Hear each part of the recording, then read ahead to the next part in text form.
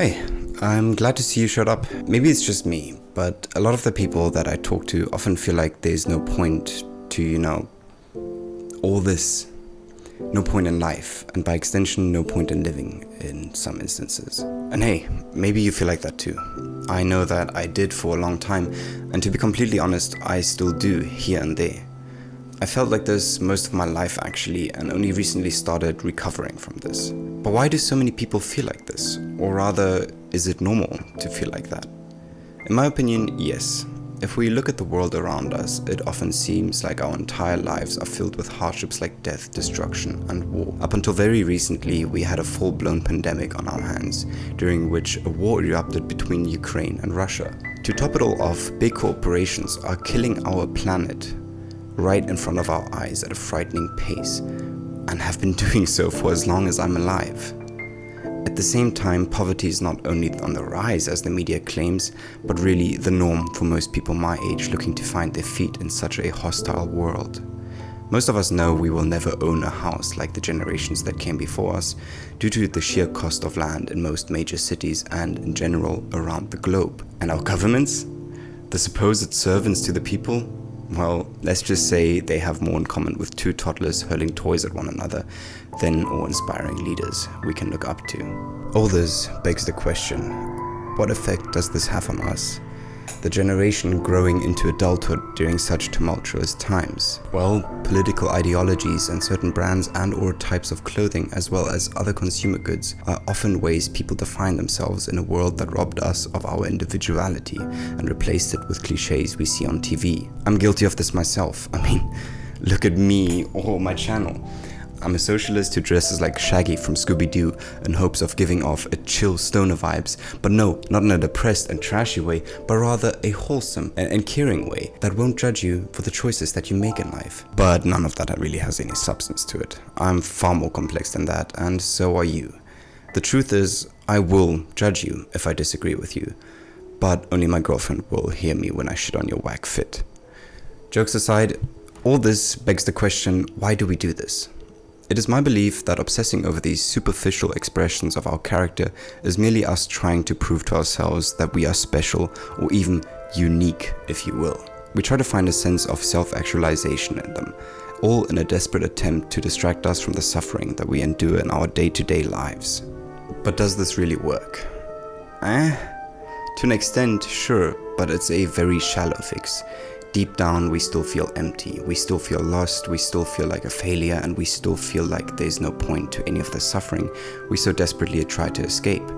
This nihilism always creeps back into our thoughts somehow. If only someone had a solution. Well, actually, chemically, drugs and alcohol are a solution. Who the fuck brought my intrusive thoughts into this fucking video? Get the fuck out of here, bro. No one fucking likes you. Anyways, I think I might have an antidote to your nihilism. The fuck, man? Why is he still on my fucking floor? Get the fuck out of here. Now, before I can even begin to explain any of this, there's two concepts that you have to understand.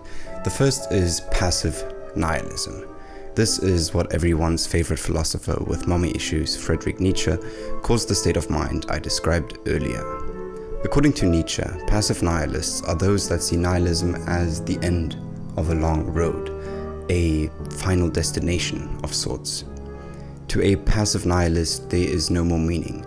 This leaves them to perceive life as extremely dull, filled with endless suffering for no reason clear to them. According to Nietzsche, they won't even attempt to make anything out of their life on their own, because they don't see how it could matter to begin with. Often this leads to a lack of pride in their individuality, and this desperation to be someone or to stand for something will lead them to adopt the ideas of others.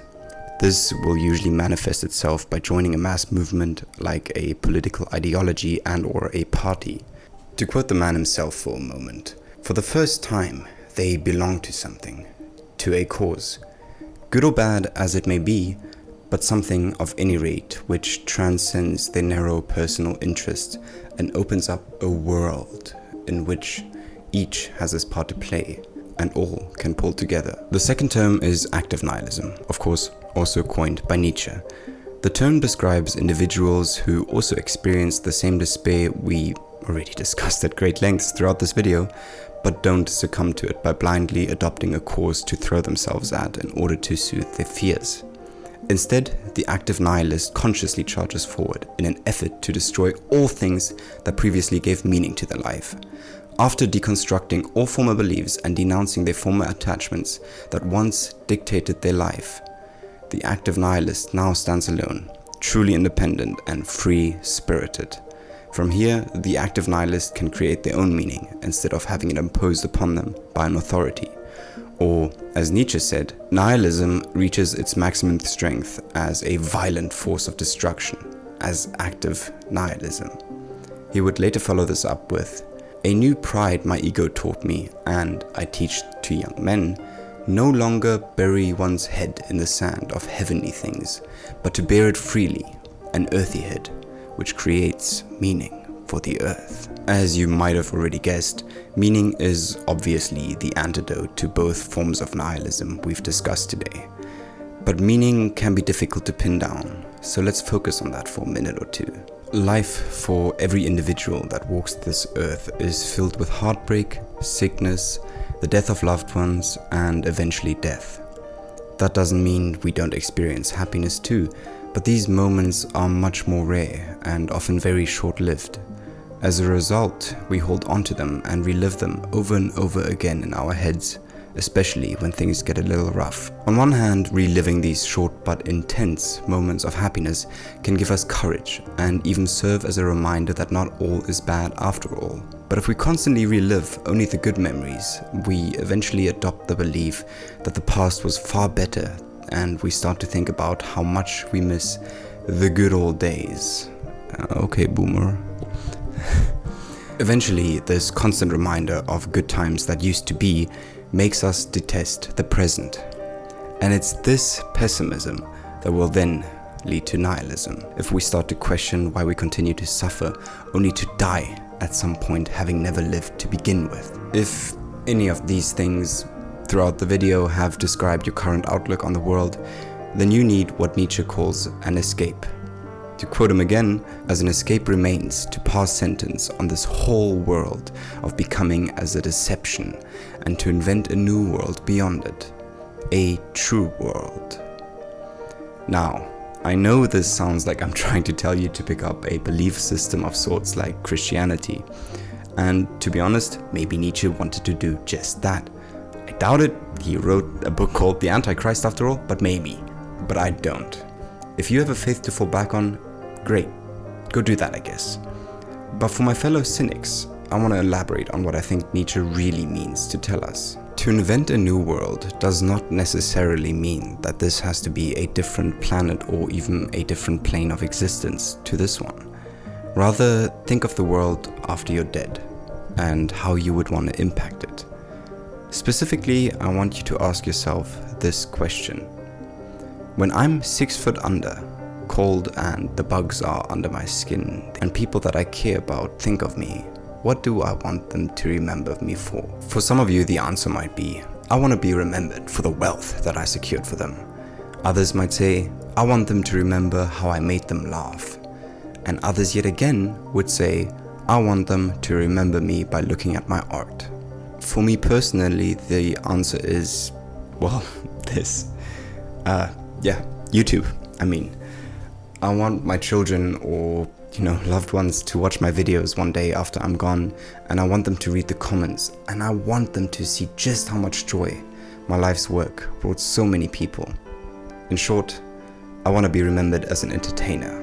Now, if you're not sure what you want to be remembered for, feel free to pause the video and come back a bit later, because once you have your answer, I need you to answer another question, and you need your answer first. So do your homework, take a piece of paper and start writing. It's good for you. I'm not insane.